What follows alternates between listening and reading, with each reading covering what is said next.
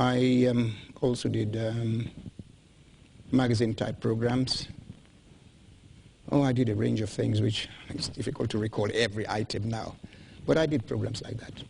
All right. Let me bring in somebody that I think a lot of us, especially we who came in the 80s, we kind of aspired to be just like he was. Sidi Jammeh, now with the World Bank. Oh, yes. Sidi, when there was a football coverage, Sidi would do the commentary, and I'd be in the studio.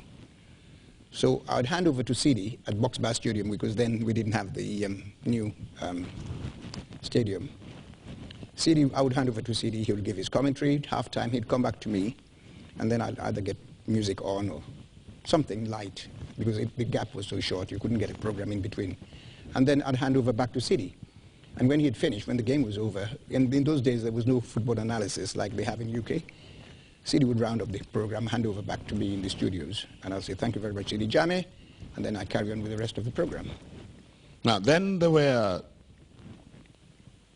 demarcations as to these are local language programs, these are English programs, and the English programs were headed, of course, somebody was at the head of the English programs. Who was, at your time, the head of the English program? In those days, we had an intake of people who had just come back, or not come back, but people who had just come from the Gambia High School, I guess. You had people like Ibrahim Akol, you had people like Bimba Tambedu, you had Babukar Gay, you had Sarah Goddard, now Mrs. Gray Johnson. These were the people, and they sort of divided it, because like I said, I was not involved in that aspect of programming or, you know, my role really was purely the practical side, doing broadcasting, actual interviewing and doing things.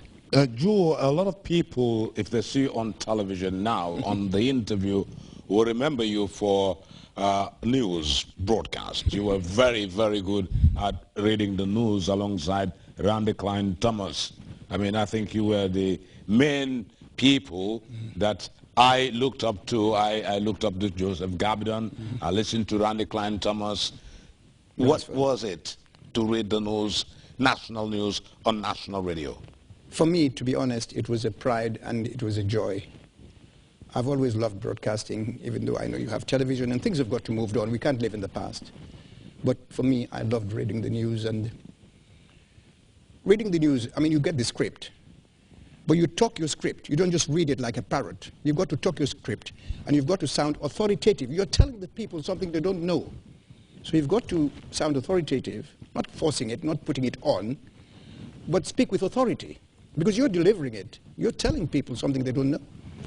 So I found that exciting, and it was a joy to do it anyway. Your time, doors were open to training. You had training over the period you worked at Radio Gambia. That's right. What kind of training did you receive? Well, I was sent to the BBC. I did my training at the Langham, which is in London.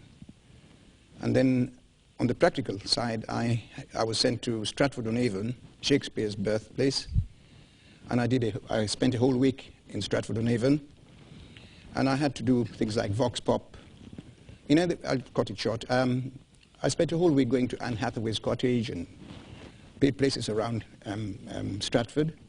But then when I came back, I had to edit the program for a 15-minute slot, which was extremely difficult because the material was so good, and it was, I thought at the time it was a waste of time to have spent a whole week to edit a program down to 15 minutes, but that was the way things were.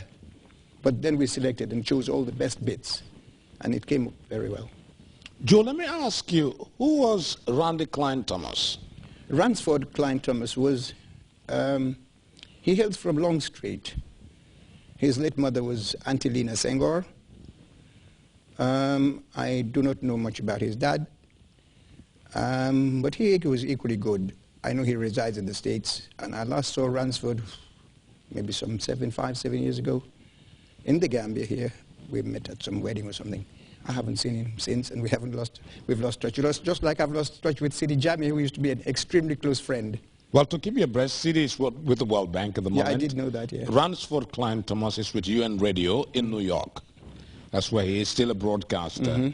And, of course, these are people that I'm sure people who used to listen to Gambia radio from the 70s onwards will always, these names, whenever you hear them, it reminds you of the good work they've been doing at the time. Eventually, Joe, you left broadcasting, went into tourism. That's right. Now, how was this transition like again?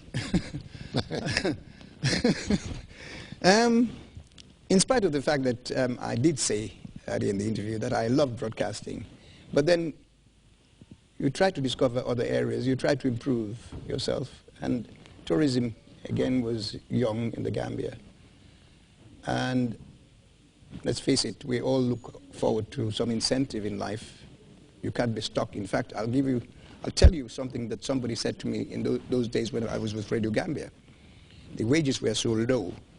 Somebody said, and if I can use quote in the vernacular, he said to me, "Joe Gabidon, yo daga jaka faida, yo nga neka fi nyata at diri ja fay per month." Man ko, yes, Webo, I love the job. You know, that was my dedication to broadcasting and the love for it. But then again, like I said, you move on, and I moved over to tourism as a trainee press officer, and then I got sent to the COI in London. That's the Central Office of Information, where I was trained in different aspects of not only the tourism aspect, but with the COI particularly, it was like newspaper layout, the masts, cropping and scaling, all that kind of thing. I did that course and came back, and then I was promoted to tourism press officer. And then when our office in London, I beg your pardon, in America was being opened, Mr. Sambafai was then the head of the tourism department in America.